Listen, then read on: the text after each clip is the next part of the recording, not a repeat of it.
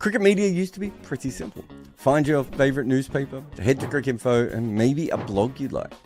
Now just finding the best stories and writing is a huge challenge. You already have a job. You just want to read about cricket. Well, that is what the best of cricket is currently doing. They go out daily to find the newest cricket coverage and the best stories from any publication in the world.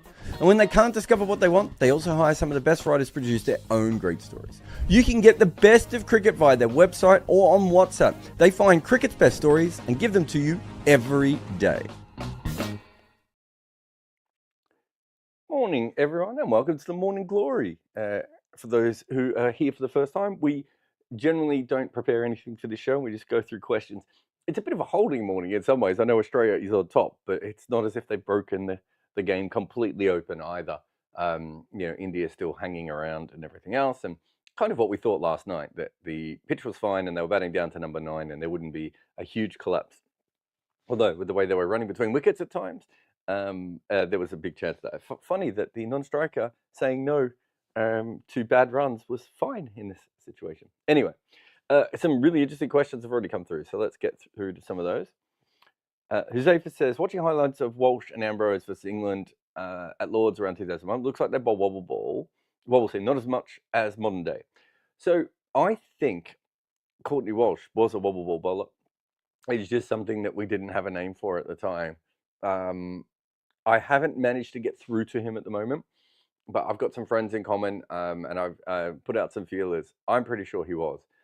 Sean Pollock is the other one who I think he's probably one of those guys who, I wouldn't say he was a wobble ball bowler, but occasionally when he got his action wrong, the ball that came back in for him was probably the wobble ball.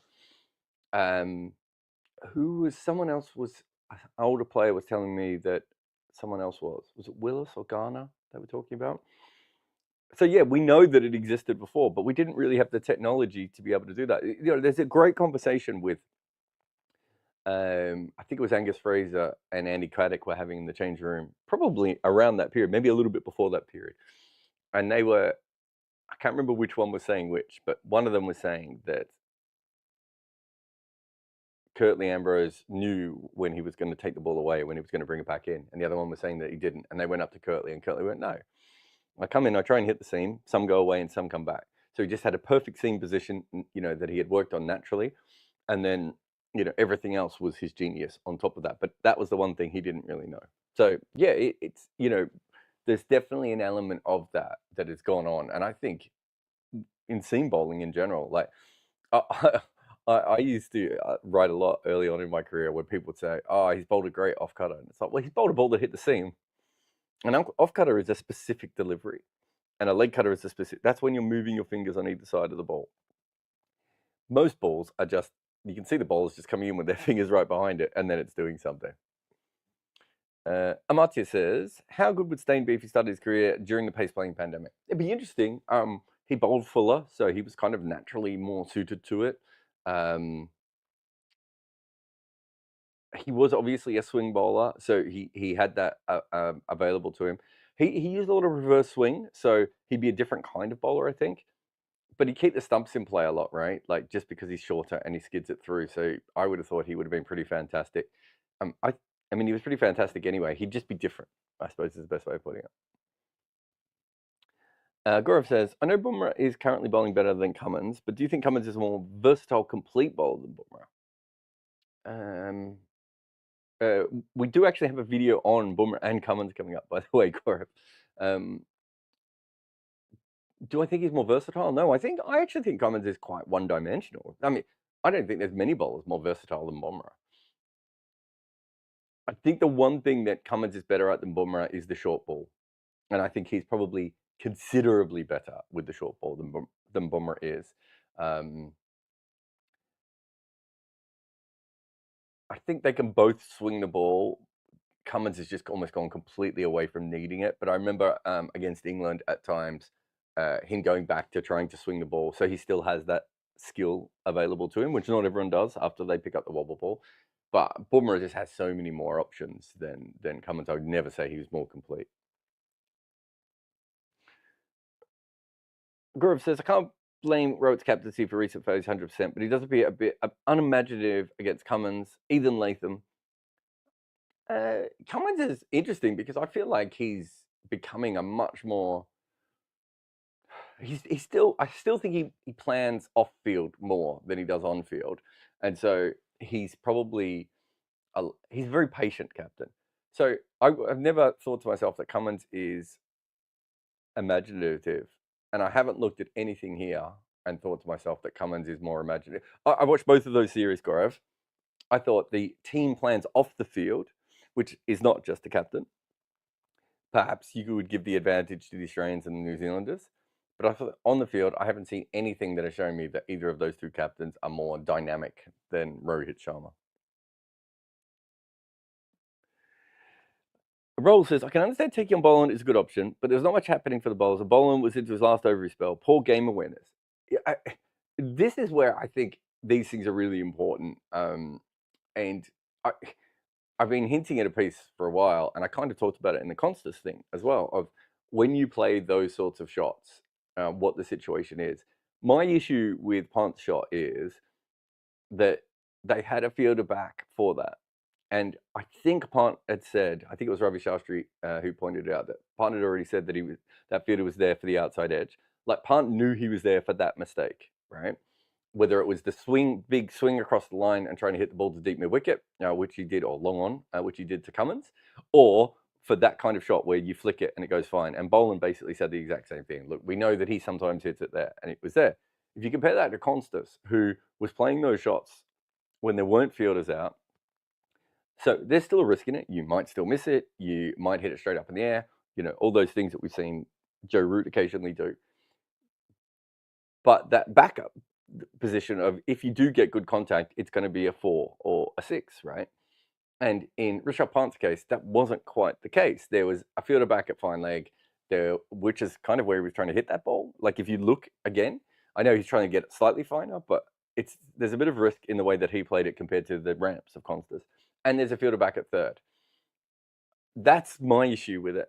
I get your point about everything else. I think they wanted to attack Boland, and they hadn't done it. And he probably thought, he probably got to a point where maybe he felt he was a little bit stuck. I'm not sure. It wasn't that long before where he had the weird run as well. So maybe he just got himself in a bit of a state. But for me, with the Rishabh Pant shot, that's why it's a bad shot. It's the setup of the field, because that's why I always defended the Joe Root decisions compared to that. And I think when we're looking at what a bad shot is, we need to factor that in. But the end of the spell is also quite an interesting one. Like if you're going to attack Boland, I would have thought the time to attack him is at the start of the spell. But maybe in the morning you don't want to do that straight away. Gaurav says, can India avoid the Ashton Agar trap with Nitesh? Playing him as the number 6 in place of Gill or Rohit. Jadeja at 7 and 4 bowlers. Nitesh looks more in Ganguly mode than Hardik. I'm a big fan of it. I think a lot of people overrate Sourav Ganguly's batting. My son often, he'll go off and he'll look at lists online and he'll be like, someone said that Sourav Ganguly was the second best left-hander of all time. And I was like, what are we talking about here? But I think his bowling was underrated. Yes, I think you're right. I think based on everything we've seen of him now, he's a number 6. What is he? Slightly better than Paul Collingwood. Potentially Shane Watson type bowling, late career Shane Watson when Watson had lost his pace. I think my issue at Perth was I'm not sure he's a natural wicket taker, and I'm not sure he is very good at keeping the economy down. I just like him to one of those two things is fine, right? If he can work out one of those two things, it's not a Mitch Marsh thing of a bit of a tinny wicket taker is fine. That Shane Watson thing of never going for any runs and not taking wickets. Again, these are very important things. So I don't mind either of those for him. Yeah, and look, Gill. I don't think he'll play in Gill's place, but Rohit and Virat aren't going to be around for that much longer, are they? Like realistically, I think we are certainly coming towards the end. I'd be shocked if they're both playing by the end of the England series, and so they might make that's when Nitesh coming in at number 6 makes sense. I really like Nitesh at 6. Rishabh at 5, Nitesh at 6, and Jadeja at 7. I think that's a nice little pattern. But Jersey won't be playing forever either, right?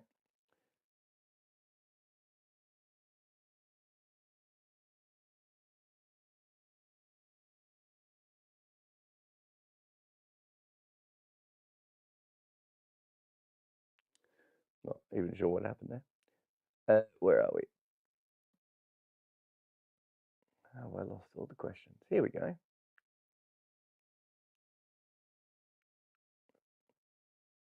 I've already done this. Okay, sorry everyone. I don't know what happened there. Here we go. Sing Silly's point says, usually some method in Pant's madness, but today those shots were so low percentage with the boundary riders. And it's not as if he was struggling, even if he has to run down the pitch. Makes sense. Yeah, I'm kind of with you. And that's kind of what I was saying before of, that's why I liked what Constance did. So just to get back to Constance, he took the risk when the field was up. And then when they put the fielders back for those shots, he then starts to take different risks. That to me is working through, like it's still risky and it still could have failed and everything else, but you're putting the risk in your favor. Whereas watching what Rishabh was doing, I kind of felt like he wasn't putting the risk in his favor. And to be fair, he's done that a lot and he's gotten away with it. So I don't want to be, I don't want to have a go at him there because this is a guy who, you know, I've written a lot about the sort of risks he has taken and how he's done. But it didn't feel to me that it needed, you know, it needed that much. Like it didn't make sense to me. Crunk says Nitesh currently looks better than Kohli, and I know he's facing the older ball, but just technically, Kohli's head is falling over. Yeah, I wouldn't have said. It's one of those things. It's so easy to say that everyone looks better against the older ball. Pat Cummins is a perfect example of this, right? Of like, Pat Cummins suddenly is making runs, and everyone's like, "Oh, he's doing well." And it's like, yeah, but if he went up the order, he wouldn't be doing well, right? Like Akashdeep, you know, when he was in a much more stressful position, suddenly didn't look like the Akashdeep that we had seen in the other game. So it does depend on when you come in and the time of the game and everything else. So I think from that perspective, I've got no real. I'm not saying that he looks better, but he looks very organized. He looks very comfortable, and there's nothing within his game that suggests he couldn't bat at number 6. Ed says, if Australia bowl India out before the follow-on, do you think they would keep them batting or give their bowlers a rest? I think, well, I always find this more fascinating, Ed, because we have a bowling captain for Australia, right? So that question is way more fascinating than it normally would be. So I'm going to assume that him and Stark will have a conversation. They haven't had a rest. They would now have bowled more overs than Bumrah. Like so many Indian fans worrying about Bumrah, and I would assume Stark and Cummins would have bowled more than Bumrah now, unless I've got the numbers wrong. Sorry if there's noise in the background. The cats have decided that this is their playtime. She's literally been sitting next to me for hours doing nothing. So yeah, so I think from that perspective, I think that's what they would go. If it's me, I've got like a bunch of different rules for the follow-on, and one of them is the pitch in your favor, or is the other team completely and utterly demoralized? And neither of those things appear to be happening to me right at the moment. And so I just think that you're putting yourself in a position where you might win the game, but you might completely ruin your bowlers in order to do so. Not to mention the whole Mitch Marsh thing is also an issue, right? I think Australia go out there, they bat for whatever. Let's say they get them out in the next hour. You know, so new ball is due in what, 8 overs, whenever it is.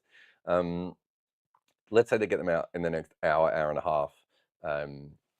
That gives them plenty of time to go out and knock an extra 250 runs, give India a huge chase on a wicket that, you know, there's a little bit of inconsistent bounce and there's a little bit in it, but it's not a minefield, right? Like I never enforce a follow on unless that's the only way you can win the game. If it's not a minefield. Big fan of minefields. Umpire Strikes Back says, how could Australia be 5 overs behind the rate? 73 overs in 2.5 sessions with India using delaying tactics yesterday evening and pulling out when the bowler runs in this morning. 2.5 sessions equals 75 overs. I'm not really sure what your question is there. I think Australia have had trouble with the over rate for a long time. The delaying tactics would have been taken out of the timers, I would have assumed. Um, but yeah, I don't know how Australia. I'm not sitting here wondering about the overrate all that much. But if you don't bowl money over the spin, you generally do fall behind. DM95. This is a really interesting question, actually.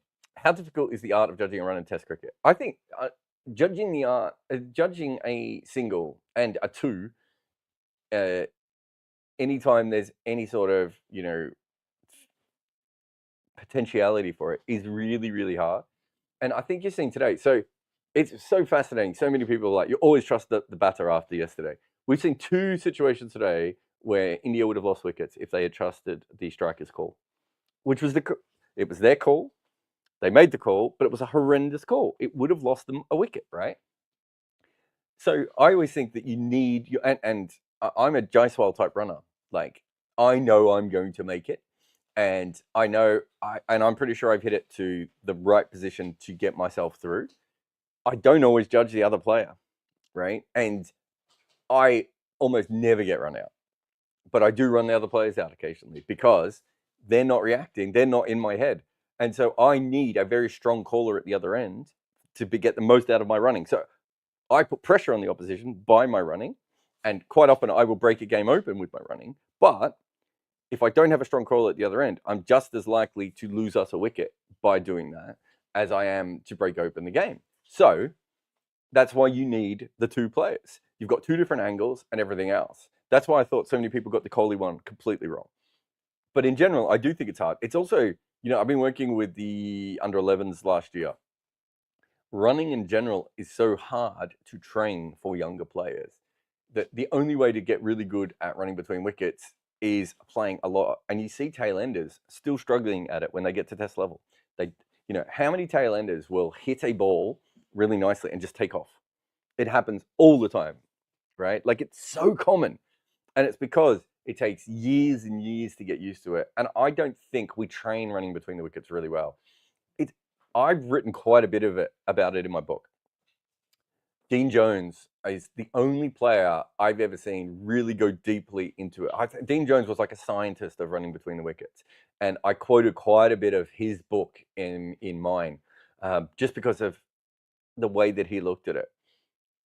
And I could be wrong, it might be, but I don't think there's ever been a book about the great batters of all time that is focused on running between the wicket the way that I have. And I went back and I looked at Simpson and Laurie batting together because that's, quite early on. We don't have as much footage of someone like Bill Brown. Some of the stuff that Benno and Davison did together in the tie test, like some of the games where I could see it, just to try and get an understanding. And then you watch the other players, and you watch a lot of the England and West Indian players.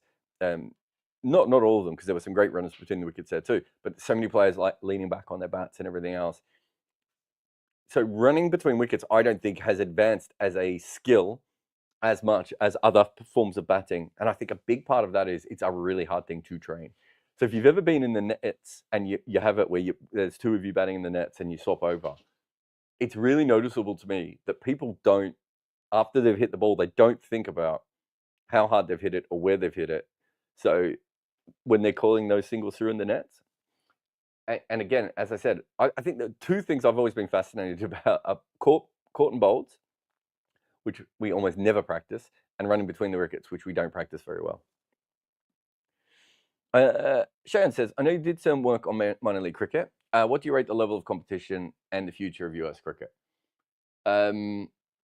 Yeah, so we did a little bit of work with them. So I did two lots. I did commentary in 1 year, just of the finals days, I think. And then the next year, we did some analysis. I did some analysis with Intelligent Cricket, which was great. And I haven't done anything with them since. I'm not really sure where their current system is or what their system is, but they were really excited to get me involved. But that seems to have dissipated. Now the owners are involved, so they've got their own system. I think I think I was shocked at the level of talent, because there is some really good talent there. There doesn't seem to be many fast bowlers. But if you look at what I thought was, there was a lot of players under the age of 21, 22 who were very, very good, who seem to be getting lost in the system because there's no college cricket. And so you almost have to be like a cricket head to continue to play. And when you've got a situation like that, that's when you lose out on all the people who are naturally gifted at cricket, who are just not obsessed with it, or need to go off and study accounting, or become lacrosse players, or hockey players, or whatever you can get a scholarship for, or play at the varsity level. I should know these things, shouldn't I? The NCAA, right? So I think there is some talent there. The thing I noticed just in general was just the lack of pace bowling.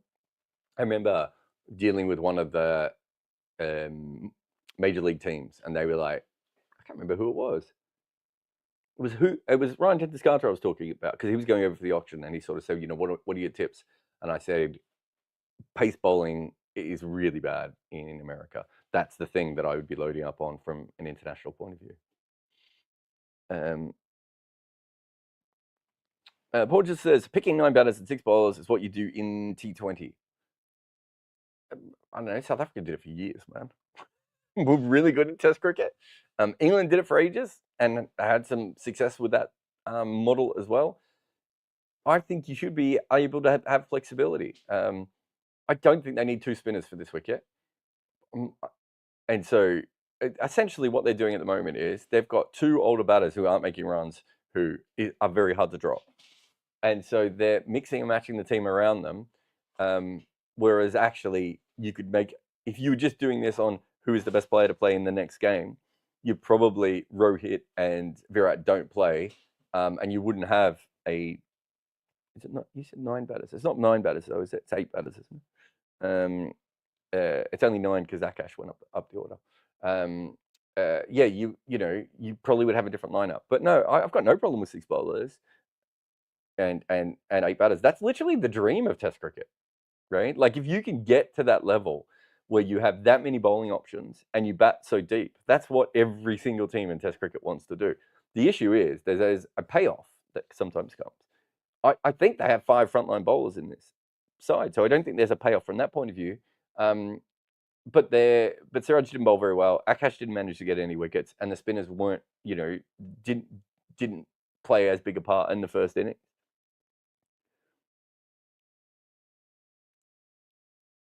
Himanshu says, Australia 5 over short. Do you think they will cover it up in the rest of the match?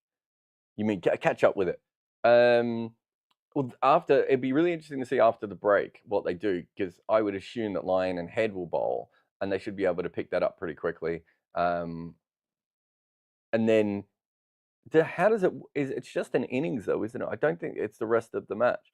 And now it's over 80 overs, or will most probably be over 80 overs. The other thing is, if they don't get to 80 overs and they bowl them out beforehand, then it doesn't matter. Vivek says, do you think the series will end in a 2-2 draw? I still think there's a lot of stuff to go with Australia to win here. And I've heard it's going to rain in Sydney, so long way to go. Should Pant bat at 6 because sometimes he comes in very early? No, I think 5 makes sense for him. I'm trying to think of. You might want a situation where he comes. If you want to fully maximize his attack in cricket, I think traditionally you bat him at 6. But if you look at the 5s at the moment, Travis Head and Harry Brook, and I think Tristan Stubbs should bat at 5 as well. I actually think that's becoming a new aggressive option. So I've got no problems with him there.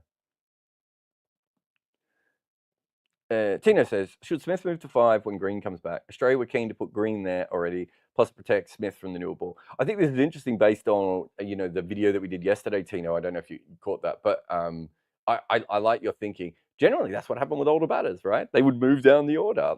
Clive Lloyd and Alan Border and all those sorts of players, that's what they did. They moved down the order. Ricky Ponting.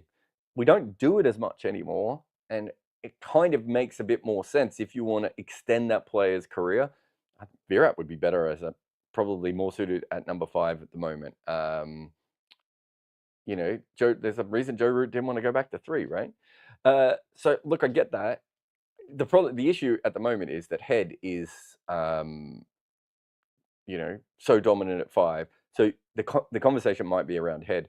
There's no reason why Head can't bat 6 though. So you might be right. Green at 4, Smith at 5, and Head at 6 still gives them the attacking options. And they get extra overs from Green that they won't get out of Mitchell Marsh. So it kind of solves a few of their different problems.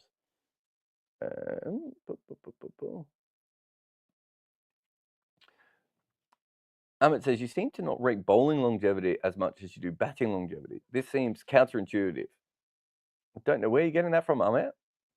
I have said many times that, I think Dale Steyn was a better bowler than Jimmy Anderson. But if you look at their careers and you look at the differences within their careers, would you take Jimmy Anderson's career because you have 19 years of average of 26 or whatever it was compared to 14 years with an average of whatever that be? So I don't know where you're really getting that from.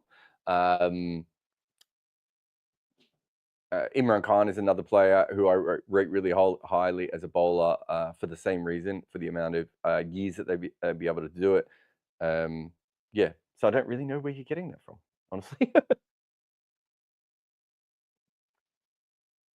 Musical being said, will this pitch hold up for the side batting last? I wouldn't think it's going to hold up right till the end of day 5, but these kinds of wickets don't usually fall apart all that much these days, so I don't think there's a huge issue there.